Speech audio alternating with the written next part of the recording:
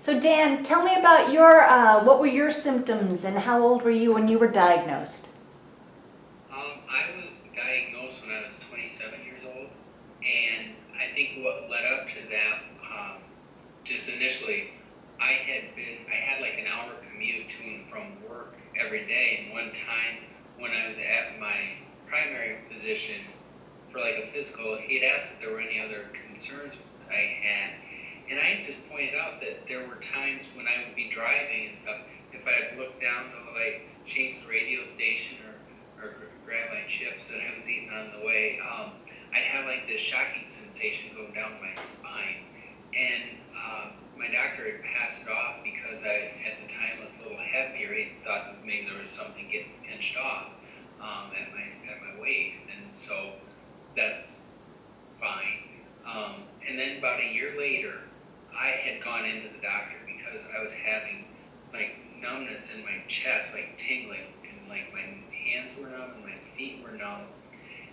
And at that point, the doctor had done some things. I thought I'd pinched a nerve, being a weekend athlete, doing more than I should have on the basketball court. And he had sent me for some testing and everything. And it was through that and the fact that, the previous year I talked about the shocking sensation.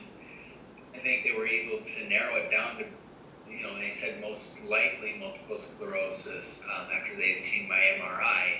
And sure enough, then 3-4 weeks later, I was formally diagnosed. Wow. So Dan, back to you about your aspirations and your things that you wanted to do before your diagnosis. What was it for you?